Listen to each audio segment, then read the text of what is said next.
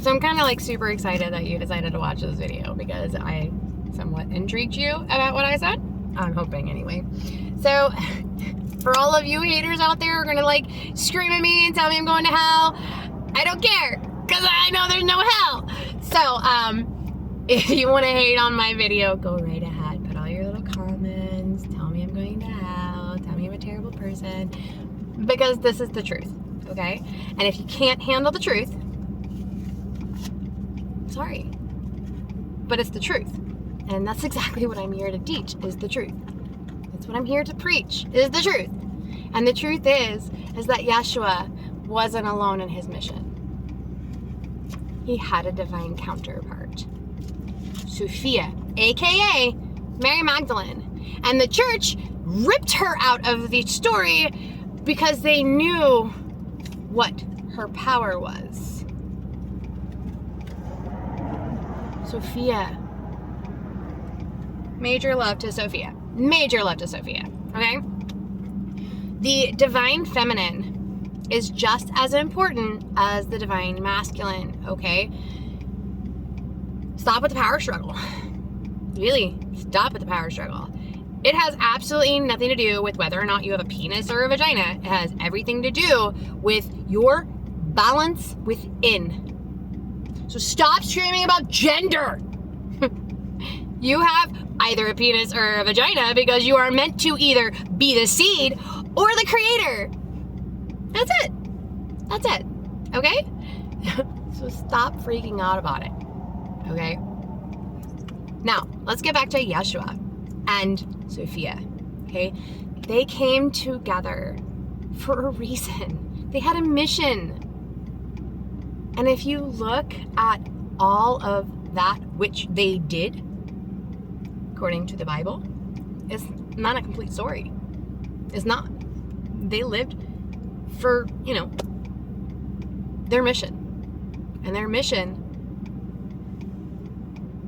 was to repair the timelines, to repair the trauma caused by the controllers, to repair so that later we could show up and continue this work.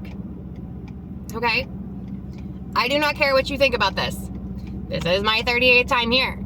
This is my 38th time here on this planet trying to help with the ascension. And I'm not going to be stopped this time. Not.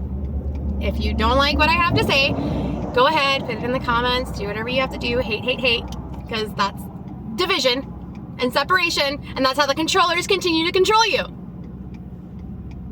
Go ahead. Just do exactly what I'm telling you you're going to do because it's the truth. The church tries to separate you. The church tries to tell you you're all different, but you're not. You're the same. You're all the same. You're all one, and we're all a part of God. Whatever you want to call your higher power. I prefer to call Prime Source because I understand. 333 when I said Prime Source, by the way. So if you are sitting there and you are telling people that they're wrong, that they don't know the truth, and that only God is this way, and only Jesus is the Savior, and this church is the only church that's right, you are feeding the problem. You are feeding the separation. Illusion of separation, guys. You are the cause of the separation illusion because you are furthering that by saying you're wrong, you don't do it, you are separate from me, you are different than I am. Stop. Who gives a crap what your political lines are? Who gives a crap what religion you believe in? You and I are the same. You and I are the same. We belong to God. We belong to God. That was Yeshua's mission. That was his entire. I just want you to know, before you continue to judge, I was Catholic for 11 years. I was Baptist for 5, Episcopalian for a couple. I went to 2 Christian universities, and I know my Bible. May not know every single verse by heart, but I know a lot of it. I don't remember the things that I don't align with because I don't align with them. I don't feel as though those are the truth. And if I don't feel that it is the truth, why would I put it here? Anyway, so it's not like I'm like, some person who's never studied the Bible, some person who's never studied religion, some person who's never studied Jesus's work. That's not true, okay? I just understand it in a way that is different. And that is why I am here. I am here to help you understand. 555, okay? I am here to help you better understand Yeshua and his mission. But more importantly, I'm here to help you better understand Prime Source and the way we're supposed to live in harmony with the earth, not dominion over.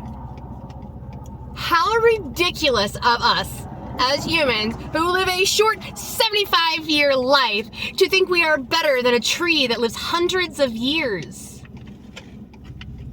Why are we better than a tree?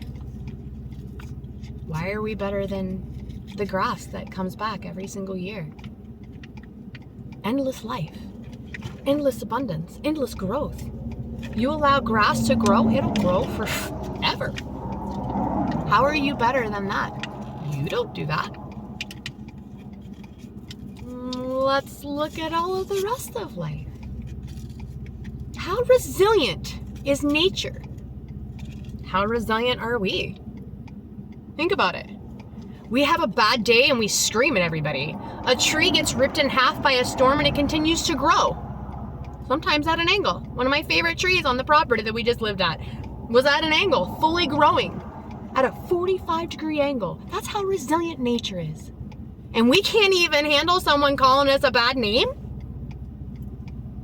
How are you better than a tree? How do you have dominion over a tree? These are the questions that I have for you to answer. Anyway, rant over. Bye, guys.